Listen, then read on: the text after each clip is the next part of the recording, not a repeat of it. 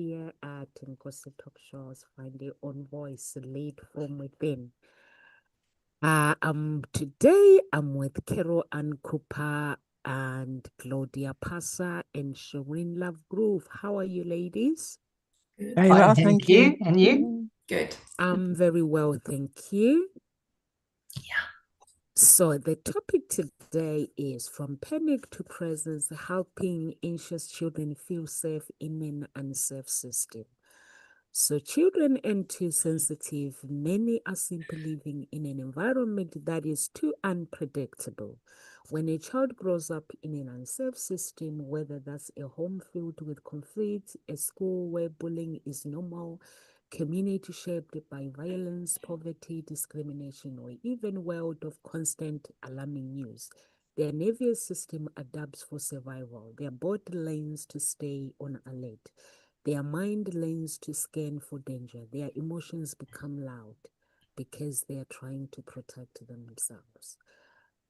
So Carol Ann, you chose this topic. Looks like you were doing a series of this topic. Do you mind to explain to our audience what was the motivation behind the topic, please?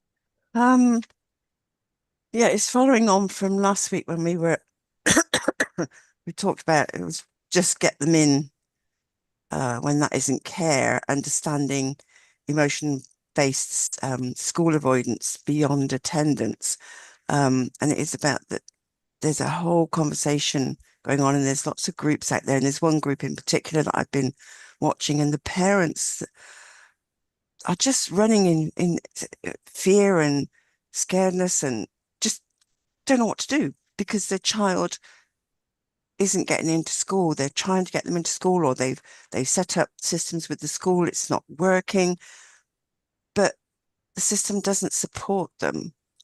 And so this week is around those sort of as I say, from panic to presence.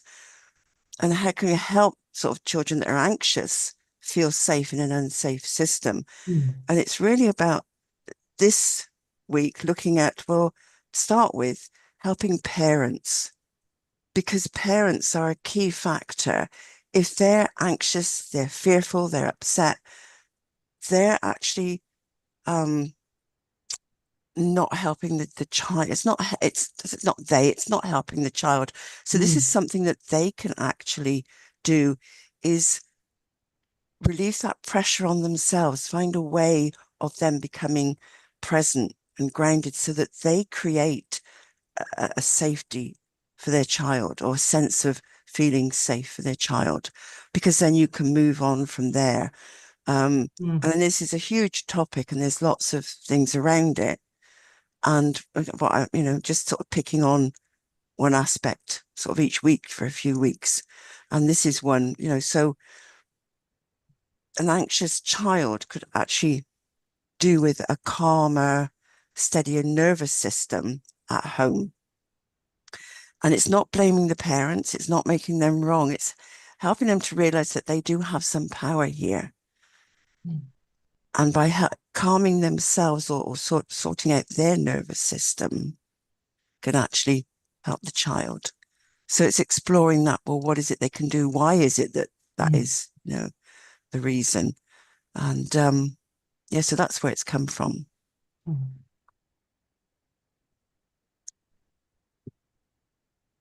Yeah, I've been because we spoke about this last week, and it was such an interesting topic. And what was really starting to kick up for me, as I said, I was really looking at something which I needed to speak of more in my own practice, which was really about conscious parenting, right? How to become a conscious mother so that we can consciously create for our baby. In the same way, we need to be conscious parents now. It's no use just knowing that, that a baby will grow all of itself, and so will children. You just give them enough food and things like that. But there is something about being conscious about ourselves and about our child, which, that we evolve within a system, right? We adapt according to the environment. And so it really is going to be key for us to really pay attention to all aspects of the environment, our inner environment and our external environment. So that was what was really kicking in for me. And the idea that, many parents really need to kind of understand themselves and their own system first, right? So that they can learn to even feel when they are being triggered themselves and learn the skills to be able to handle this. And I love that you said is that they're not wrong because they just don't know, right? How can you be wrong when you don't know? When you've always done what you've always done, and nobody's and it's worked for millennia. How can that be wrong? We just evolve as we start to get more and more information. And this is about really listening to the information and taking it on board, not disconnecting from the information, which is often what happens for most parents in this kind of situation. They are stressed out. They are so stressed out, and there are so many expectations that being a parent has anyway. And then you have a child that doesn't do what they should do. Right? They don't conform. They don't. It is incredibly telling on a parent, right? So there's something about how can they hold themselves in that holding space while their child is needing to self-regulate or find a way to regulate. So I love that we're doing from panic to presence because we're talking about how do we give the gift to ourselves, the presence to ourselves. That's the only way we can be present. And that's beautiful as well to mention it once more, because I don't remember learning those skills in school. And so did not as well our parents and so on. It's just like something we don't know because no one ever told us. And it's only recently, the last couple of years, that I hear people starting to talk about those things as well. And I'm sure there are already some parents out there who are conscious with those topics and trying to be the best role model for their children. But the thing is as well for us to bring some understanding and knowledge as well into this, because the thing is as well for the parents to understand is that up to 7-8 years, our children, they are picking up everything what the parents is showing them and teaching them and speaking about it as well, because at this very young age, the brains are not fully developed. So the kid can't even choose and pick at this particular young years. So this is a very important step as well for the parents to understand that those years are crucial for the parents as well to be aware and present and to do their best as well in regards to what they are showing and teaching their children. Yeah, I think it is this topic is really important. Parents, we don't get supported school at all. When you have a problem, you're on your own. Because I have gone through that with my daughter, where I have problems at school when a child is being bullied by a teacher, but not the others' children, it becomes so difficult. My daughter's confidence was completely destroyed, and the head teacher would not do anything when I reported the bullying. And one day, my daughter just came out from school and ran off, just looking for me, because the teachers have to hand over the child to you. But then I showed up and I was like, where's my daughter? And she had gone somewhere. And when she came back, she got told off in front of everyone, that is your fault and blah, blah, blah. And I was like, why would you speak to my child like this?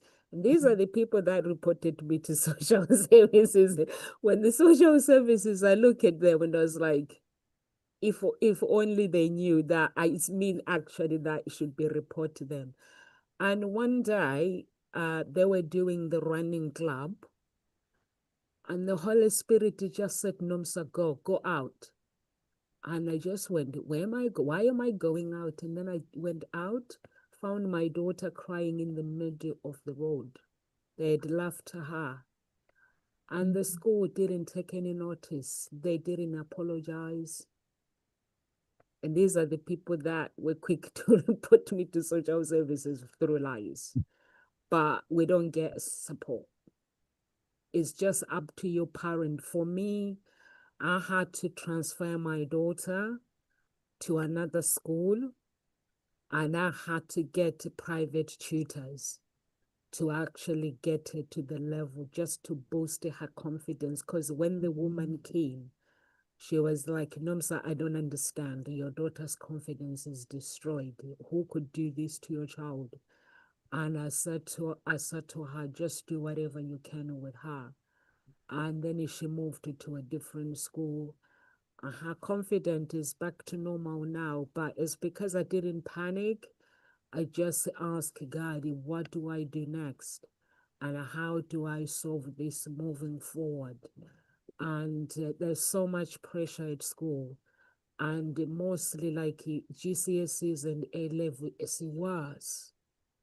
It's like the panic, the everything is just, it's a nightmare. I don't know how to describe it. It just goes, because panic spreads really quickly. You know, I had to, Of course I it had to does. sit Of down course with it Hope does. and her teacher. I was to Yeah. say, you need to calm down. I was like, I don't want this panic, this, I don't know. And the teacher was like, no, sir, I agree with you. I don't, like, she was like, the problem is some parents, they want the children to get straight 100%.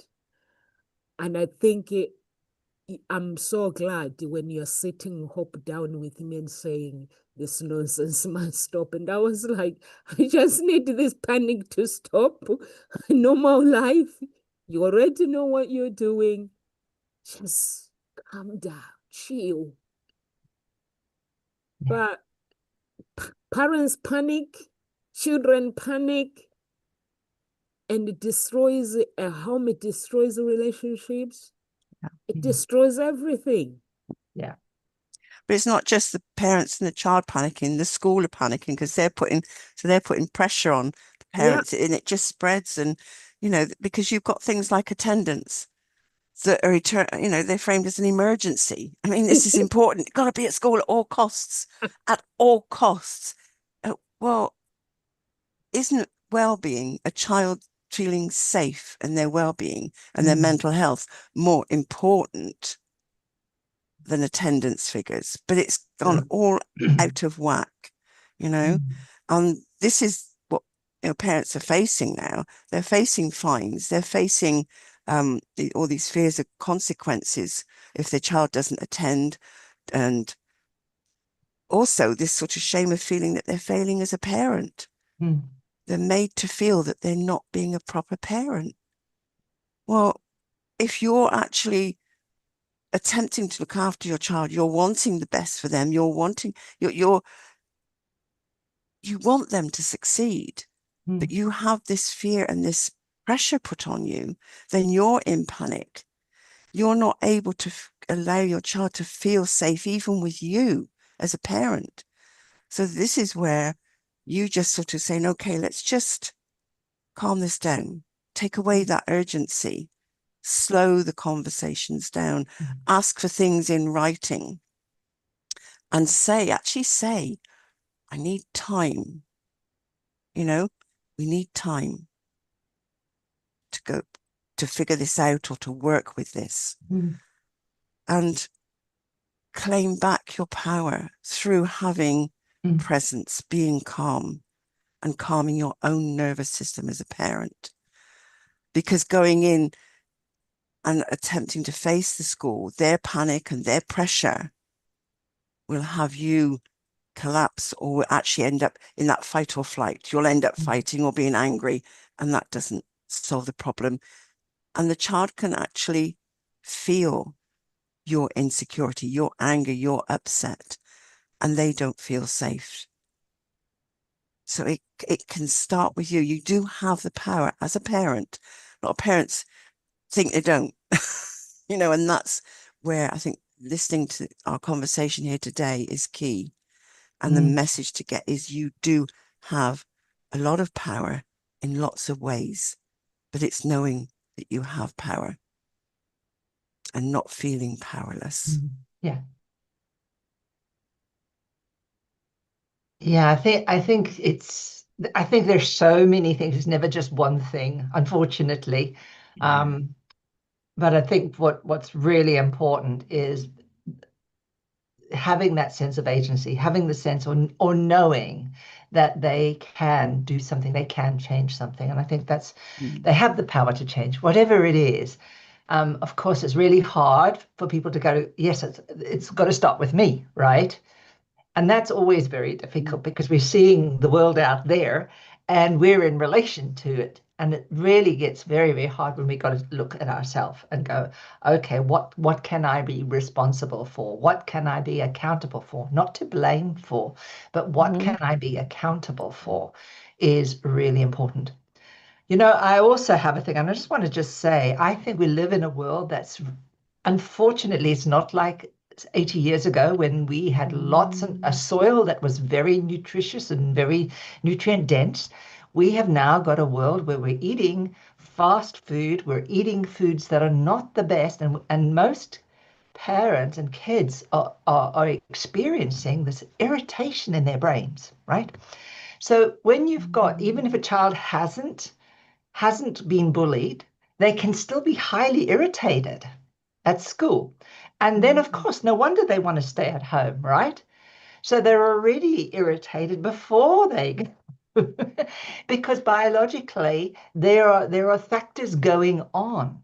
So I think when we think about, being a part of a conscious parent, so what can we do? We really need to pan down on all the things that hype children up, right? That put them in a place where their brain is constantly working. So, foods that are really high in omega-3s and things like that, that allow the brain to actually feel a little calmer is really important. Very good vitamin B, natural foods as best as possible. These are the things that can help calm a system down so that we can hear the message for ourselves even better. I'm not saying that we won't hear the message, but it's going to go through a lot more noise than if our body already is in a calmer place. One of the things that I absolutely make sure that all my pregnant mothers take flaxseed oil, right? I give them the ground flaxseed to have as a cereal, 2 tablespoons a day. It really calms them down, but it also really calms the baby down. So you can actually see over the course of a period of 12 weeks how much, much calmer they get to be. And of course, when they're doing other exercises and skills, they are much, much calmer. So obviously it's never just one panacea. We have to look at a systematic approach: mind, body, physical body, and emotions. And of course, we have to be present to it, right? We have to be present in the moment. Okay, I'm making a choice. Am I eating something that's a plate full of chips, or am I going to have a jacket potato with some butter, which may be a lot better, right? No trans fats there. So these things actively irritate the brain. So it's just minimizing what could be very irritating and trying to maximize into the diet what can help when we want to think and feel and act. And I think also, just to say to a parent, we're a feeling body before we're a thinking body. We make all decisions on feelings, not on thoughts. The thoughts create the feelings and we act on the feelings. So if they are feeling good, then most things around them will go good, because they're already in a frame that's focused on seeing opportunity rather than structure of closure, right? So I think when we're in the presence, that allows us to become more coherent, and we can begin to hear things differently, and we'll be able to see things differently, and we'll be able to support our child differently. Mhm. And that's already very good skills as well to have, both for the parents as well as the children, like the choices as well, yeah. Why don't we teach them how to consciously make the choices about the foods and so on? But obviously, I mean, it's okay as well to have a cheat day a week as well. Oh, yeah. Doesn't have to be always, like super healthy and so on, but like to make it a bit more fun and to show them as well how to make those choices, because again, those are important skills and important as well for the whole life to have. And the bad parent as well came up. Someone mentioned it as well. I would like as well to mention to the parents as well, not to buy into others' opinions about how they are raising their children and so on. This is as well something what we do. We believe others, and then we start doubting ourselves as well, or we make it mean something about us as well. Again, here for the parent as well to be a bit more conscious, because people will always have their opinions in regards to, especially when it comes to parenting and children, they will always have their opinions how they would do certain things and not to do other things as well. And the safety aspect, super important as well for the kids, to bring in the safety in every way, because as well the children, they are reliant to us as well. They need us until they can actually go out in the world, grow up and make their own living and so on. But up to then as well, it is up to us as well to teach them how to feel safe. And if we are able to do this, it's a big benefit, a big plus for the child as well, as the child is growing up, because again, there will always be fight, flight, freeze, or fawn, the fawn response as well in life. And this is like this people-pleasing mentality that kids do. I think all of us have been guilty to be a people pleaser, and this usually comes as well from a very young age, because again, we think we have to people please or to be nice and kind with a parent in school as well, so that we are liked or that we fit in or that we get the love as well. But this is again all just distorted ideas and not really serving us. And the thing is as well for the parents that we, again, as I did say at the beginning, certain things we did not learn ourselves, and therefore it is beneficial for us to learn certain things at this stage as well. For example, as well, how to feel safe in our own way as the parent as well, and how to regulate as well our emotions, because all of us still have triggers inside of us, and children will bring this up big time, because again, the parent and the child relationship is one of the most triggering, can be one of the most triggering if we don't have the right tools or ways how we can be when things get a bit stirred inside of us. And as well, it comes handy too to know how we can rest as the parent without feeling guilty, and as well how to set our boundaries, like all very important skills to have, so that we can be presence, so that we can be in the presence with the children. No, what's your intake on this? I actually agree with you, Claudia. I think people compete a lot. There's so much competition. You'll be surprised at how parents compete with one another, and it ends up affecting the children because of the expectations. They want the children to be better than other children, or sometimes the parents, when they have problems at home, it end up affecting the children. and the children, they go to school and they get affected. They're not focusing, studying or anything. But because we don't value children's feelings, people don't try to figure out what is wrong with the child, what's their feelings, what are they feeling in that moment. They make them wrong, so they get labeled as naughty children. But if children were behaving the way they are behaving, and then you take time to find out what's the roots of that problem, because they might be having problems at home, or they might be having problems at school, or they might be having problems with other children, or simply they might, because we have feelings, we are adult as well. The feelings that we have, we forget that our children have the same feelings. Instead of us talking to them, they get labeled at school as naughty, and but actually they are not naughty, and the parents panic, the teachers are panicking, and everyone is panicking, like Carol Ann said. But if we were to understand their, like Shireen, you mentioned their choices as well, if we are to understand that they have their feelings, let's just get to the roots of what they are going through. Like with my children, like I just laughed when someone said NOMSA does not look after my children. They tell you, if they're not happy, they tell you that actually I'm not happy with you. The reason what, the reason this.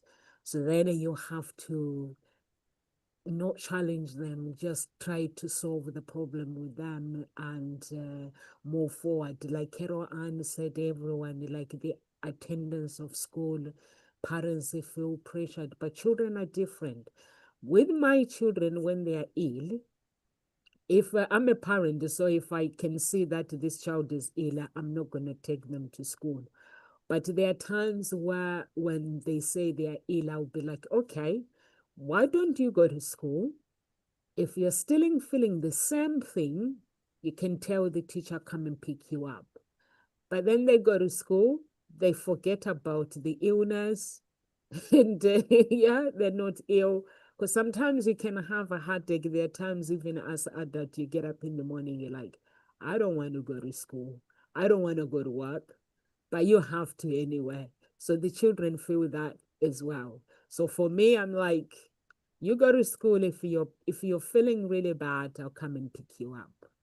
And most of the times, even Hope told her sister that you can't Skype with mommy. She will send you to school and tell you that call me when you're not well. So I always do that, but I don't feel pressured with the attendance of the school, and I don't feel that my child they have to compete with the other children. If she was in that class where there is a competition, I'll have to remove her, because I don't like my children feeling that they have to compete. I think most of what we do as well as parents, too many activities, and the children end up with the anxiety. They go to school, and then from school another activity to another activity. Another activity is an unending activities. For me, I just try my children, pick three things or four things that you like to do. Some of them you're doing it at school, some of them you're doing it at home, or we can go out. So I only go out Thursday and Saturday, that's it. I don't do no activities outside the schools. Like if Kayla goes to secondary school, she'll have to, because she'll be older. That's theater college weekend, and that's all. But I had one of my friends, she was driving to Liverpool uh, every night, every Thursday for her daughter for the ballroom dance. Yeah, she was on the road, but she's professional now. So, but this is the sacrifice. The acting and the football, the sports, when your child get into the sports or they get into acting, those are not good industry things. That means traveling on the road all the time. but sometimes it can give stress. But for me, I've been very lucky with my children. They film places where they go to. They look after them very, very well. I go and pick them up and they don't want to come home. Mm. So yeah, they love Yeah. them. So sometimes the children's Mm. stress. Yeah. And I think it's knowing that difference between when they're just sort of a bit tired, or they say, oh, I don't know if I feel like going in today. And when they've got their nervous system is Mm. stressed Mm. and they really can't go in, and so many people don't fully understand the nervous system response, and that a lot of children that are what they call school avoidance, it's not school avoidance, it's their nervous system Mm. isn't feel safe. The nervous system isn't up to going in, and it's recognizing that. So it's also, as we spoke about last week, changing the language and understanding where the child's coming from, and which is what you were saying, Nom. So it's about not making them wrong. It's really understanding where are they coming from, what is actually going on for them, and realizing that a lot of children don't have the emotional vocabulary to fully understand what is going on and to be able to explain what they're feeling, what's happening for them. So it's being able to, as a parent, work on that yourself, because very often as an adult, I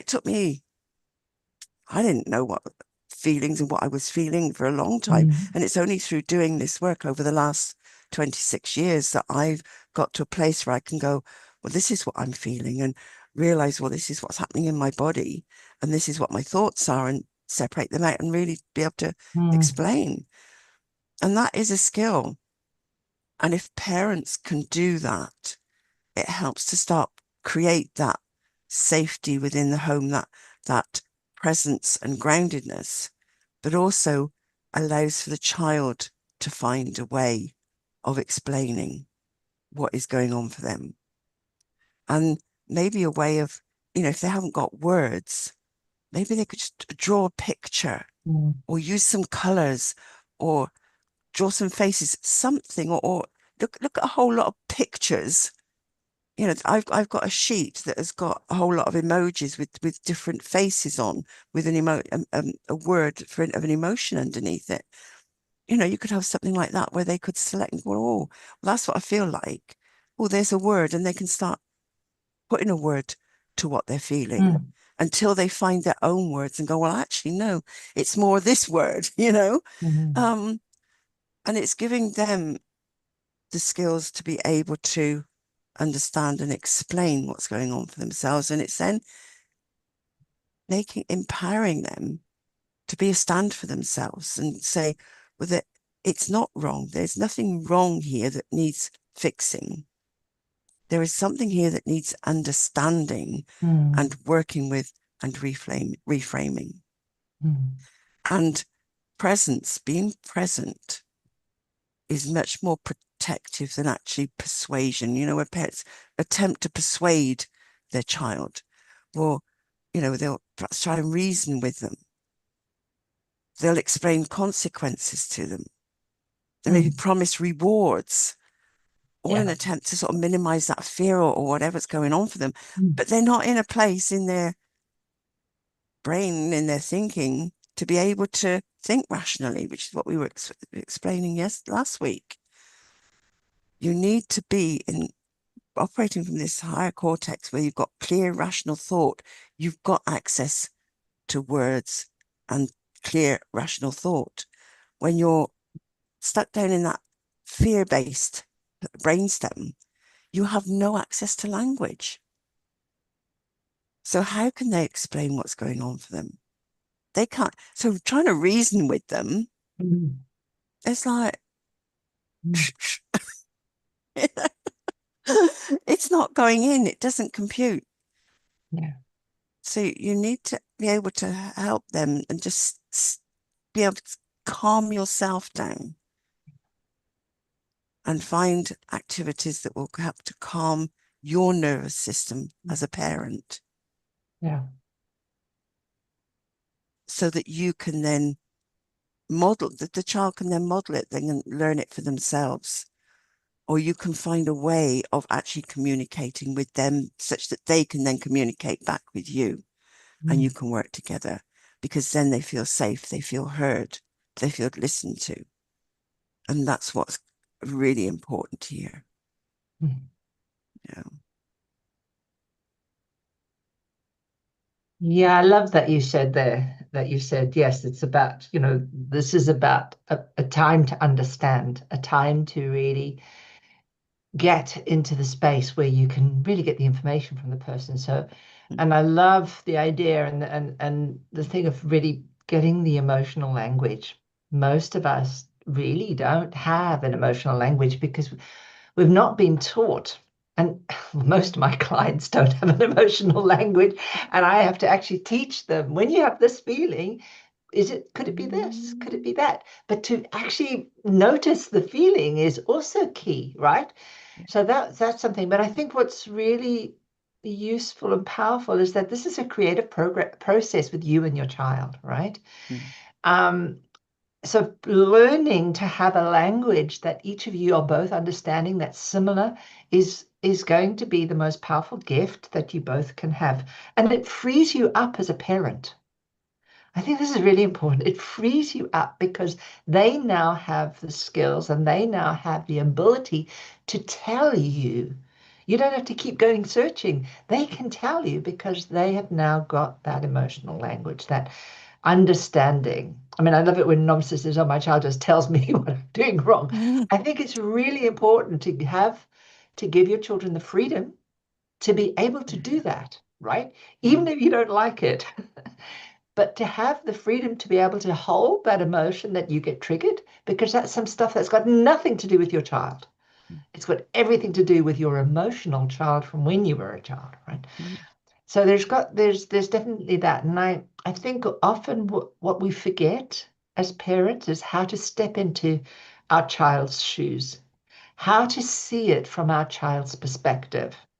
It was really interesting. I had a lady she's got a 1-year-old child, and it was really interesting.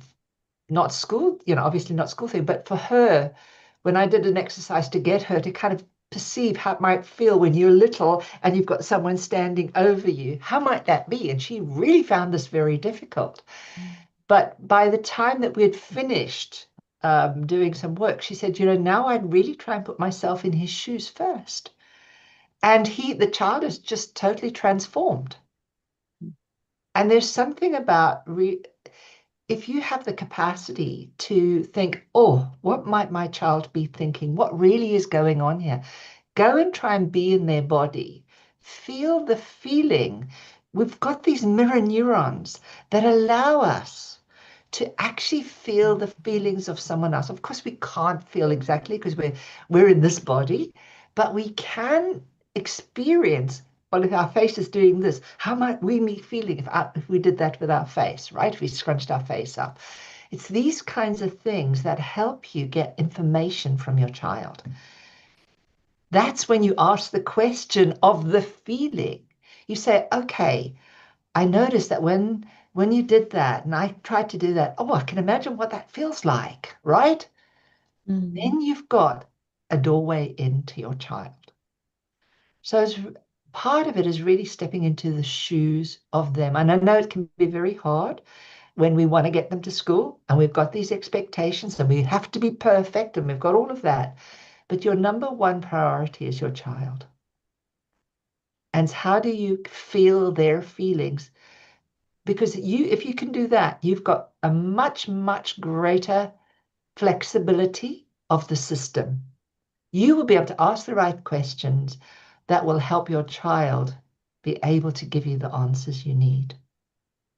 And then together you create that future. Together you make a plan. It becomes a beautiful creative process. Yeah. Yeah.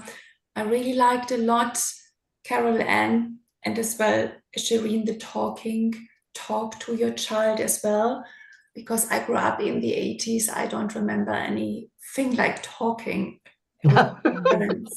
Me neither. My parents do as I say, not as I do. Yes, it didn't exist at all back then, this way of thinking about it. But things are changing today and already at this time. So that's a good thing as well. And Shireen, what did you just say?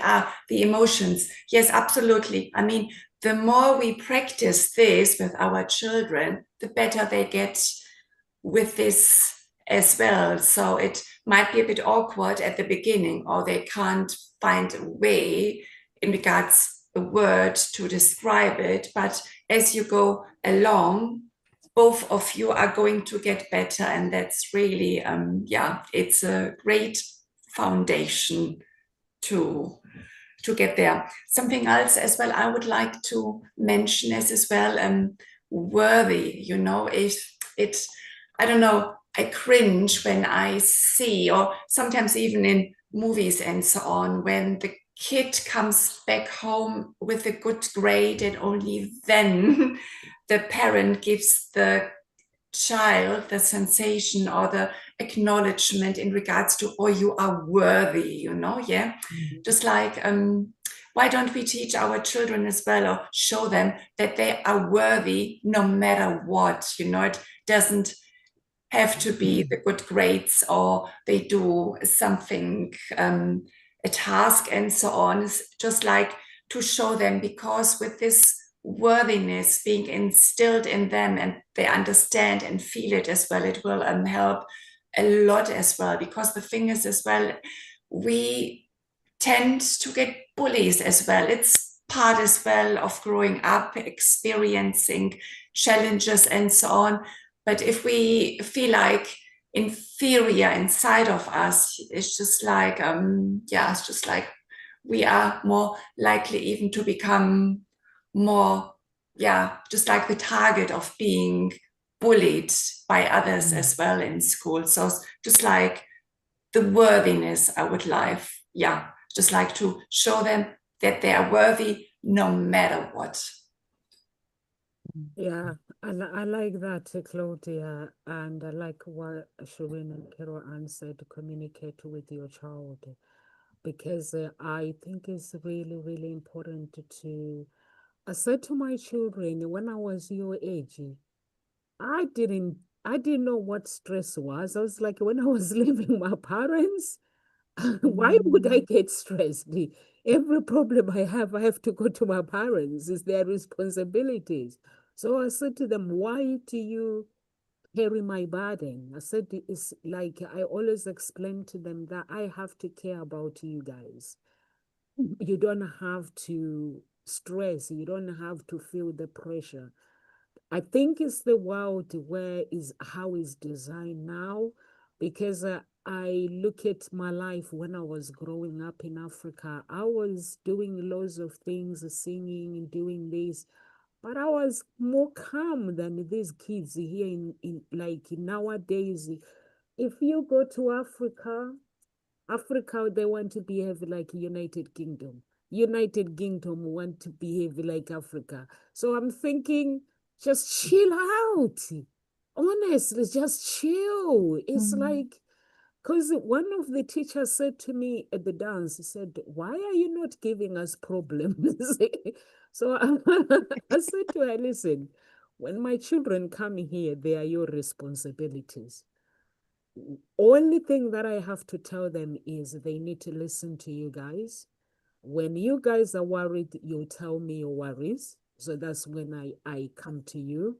But as long as there are no worries, you guys don't have worries, and my children respect you.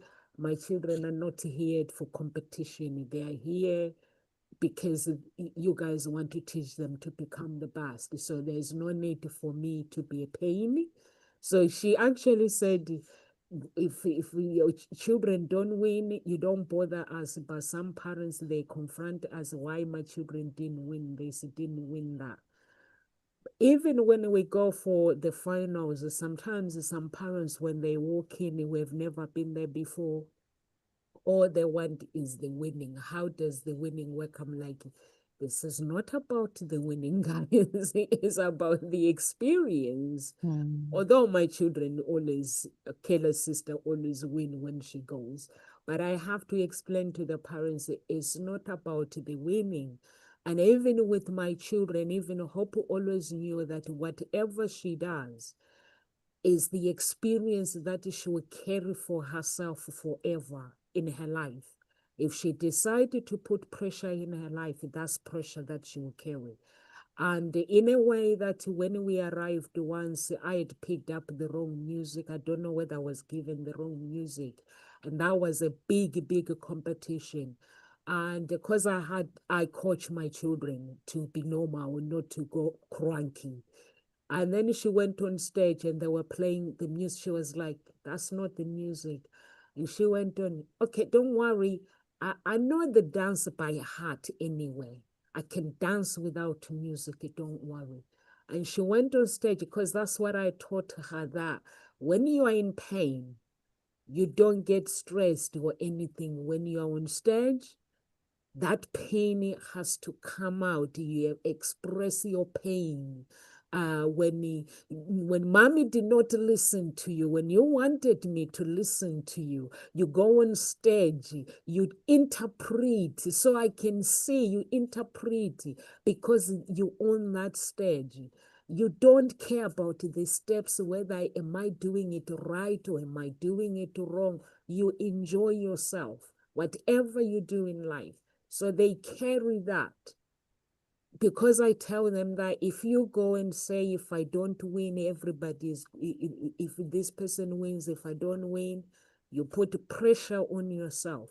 And if I'm the judge and if I'm having a bad day, you are going to have a bad day.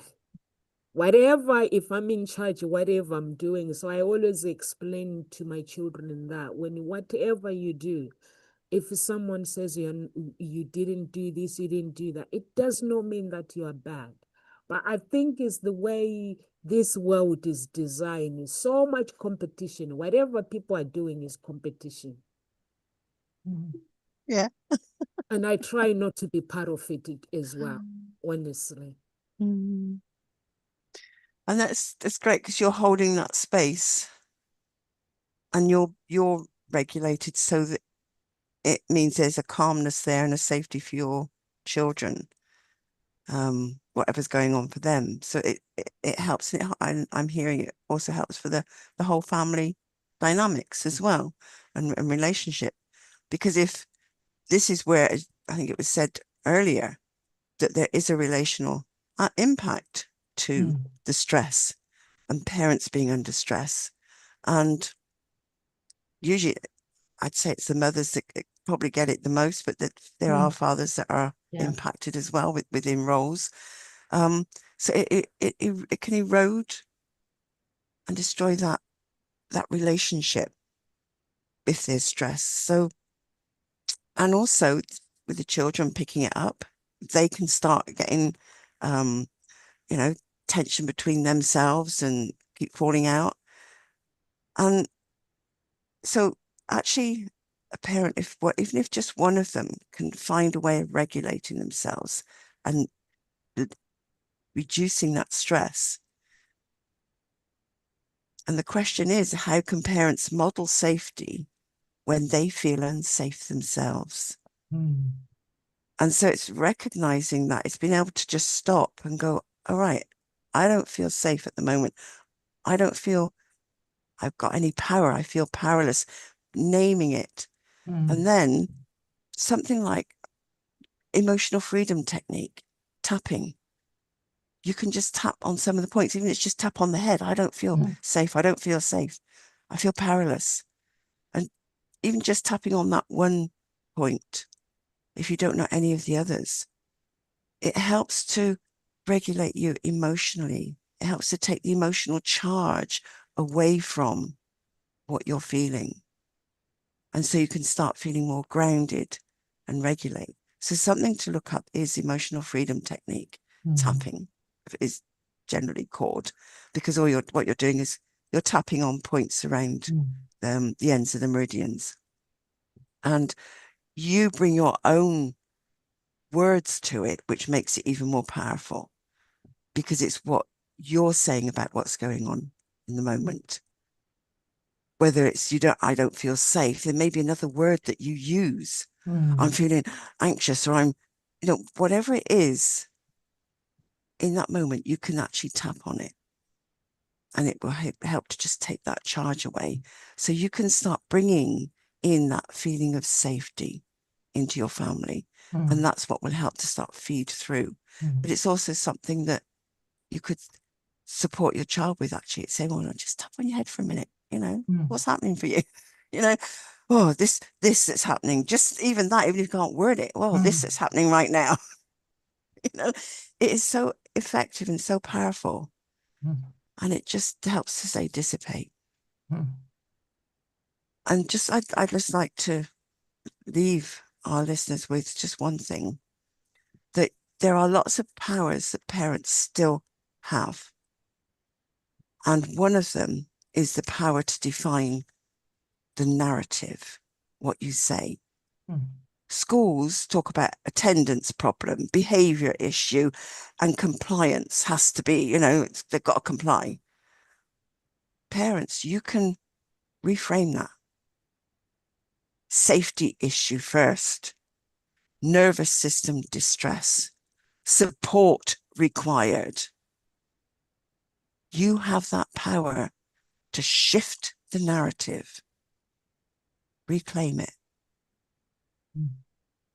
That's just one power. There are quite a few other powers as well, but that one I think is key. And you have the power to create safety for your child.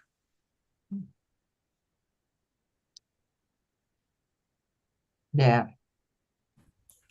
Changing the narrative is the key, isn't it? It's really changing a new frame, because what we see, we believe, what we hear, what we believe. So it's really important. And if we've got a belief that's sitting there, an old belief, it will tap into that first, because that's why it's there in the first place. We are trained to go back to the past, not to move forward to the future, because of the way we evolved in a hostile world. I think what I just want to clarify with the tapping, and I mean, I use that quite a lot.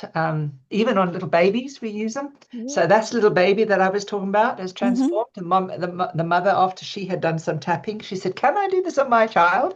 And I said, "Yes, you can do it together with your child." So now they tap regularly. I think the key for tapping is to understand, if we just go, "I'm anxious," you're going to stay anxious. You've got to give something to move it forward. So it's important that you go, even though I am anxious, or even though I'm concerned right now, I can still do something. I can tap. I can stay here and tap, even though I'm feeling this. Because what that does in the brain is says to the brain, you're safe. You're safe, because even though you have this, you can do this. And our body likes agency. If it feels that we can do something, it will go for it. So as long as whenever you do any tapping, you are putting something in there that's useful. So even though this is here, I'm just tapping. I'm just taking a moment just to tap and calm myself down. You're holding both truths at the same time. So you must have the other truth close by. It's really important. And that changes the narrative, because by saying, even though this is there, I have this capability, we've changed the narrative. It's already changed. We've already allowed ourselves to know that we can do something, and we won't be stuck in this place. So, and I love that you ended with a narrative, and I love that you said it was changing, because that just dovetails right into that bit about the EFT. So it can be done on tiny little babies that can't even be pre-verbal, but it certainly can be done for parents to maintain themselves and stay present. Even though I feel I want to go crazy, I can stay present and tap, right? I'm capable of doing that.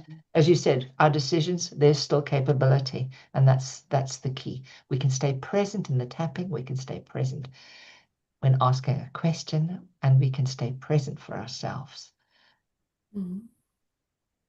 Beautiful, beautiful tapping, yes. And breath work is another tool which we can do together with the child as well, so that we regulate the emotions as well. What works for me is to take my dog and to go out and spend some time in nature, away from the social media as well. Something else as well, I just like to eliminate a bit as well the social media for the children and as well for us too. And again, as the parent, just you don't have to be a perfect parent, just fire yourself from this idea or something. It's about what Carol Ann said, you know, just like to find a way how you and your child both can feel safety. Bye, Shireen. Bye-bye. Bye-bye, Sorry, I have to Shireen. leave. Bye. Bye-bye. Bye-bye. We love you, and we'll see you in a month's time. Okay, take care. I'll send you Bye, some Jenny. WhatsApps. Yes. Bye-bye. Bye. Yeah. Bye. Bye. So safety first, and as well the regulation of the emotions. So yeah, these are important things, and don't have to be a perfect parent. It doesn't even exist. Namsa? I think And for for you? me, I would just say to parents, don't try to compete with other parents, because when I got to report it to social services, when the woman came, it was then, because when Kayla goes to school, when my daughter goes to school, I try to make her look like dressed up for school. Not like, even when they say the dressing up day, she always looks like she's going to school. Dress up, but not overdoing things. But when we go to church, we like looking good, we like looking glamorous. So what I've noticed, people started giving my daughters clothes. But I didn't realize they were giving her the clothes because they thought she didn't have the clothes. But those who knew me, they knew Kayla, she has clothes. We always look glamorous. And those people, I think they reported to me. But then when the social services came, she wanted to see a wardrobe. I was like, why do you want to see a wardrobe? She was like, because apparently she's always wearing us like, these children are expensive. She opened the wardrobe, there's designer trainers and everything. Try not to compete with the other people, because whatever parents do is all competition or stress. You end up feeling that your child is not good enough, or other children are good enough, and you end up putting the pressure on children. Just be like me, I mind my own business, honestly. I just do me, I do my children. Like my daughter, I said to her, she's with the work that she's doing, because now her friends, they're at uni, they have to work. I said to her, you are not working. You work on half term, but when you are at school, because she works long hours, 8 till 8, she only has 2 days off. I said, in that 2 days off, we will support you until you finish your course. But when you're off for half term, she's always have a job here where she lives. So I said, you can work, but during school, you focus on school. I don't care, but now she agrees. And I was like, I don't want you stressing, because it's just too much stress. This one is doing that, I'm going to do it. That one, just try as a parent to walk in your own lane with your children. But when things get tough, don't leave it too late to seek help with the school. If you can't get help with the school, pull your children out and teach them at school. Everyone says my children are super children. I teach them at home as well. They go to school, but when they come home, I help them out. So you can do it as a parent. You don't have to rely on the school. That's the advice that I can give you. But don't panic. Me, I stay there.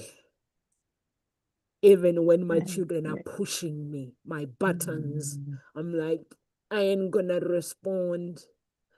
I'm gonna stay cool. Then later on, I have to ask what's really going on. Then you'll find something else. You guys finish with your words of encouragement? Yeah.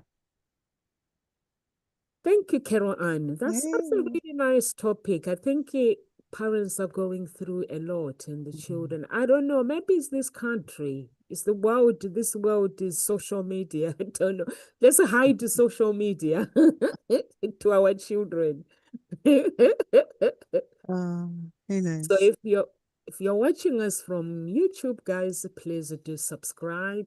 Facebook, follow Carol Ann, follow Claudia. We have 2 groups on Facebook, Unique Billionaire Mindset and Gossip Talk Shows. Join the groups and be part of the family. And please do go to the website as well.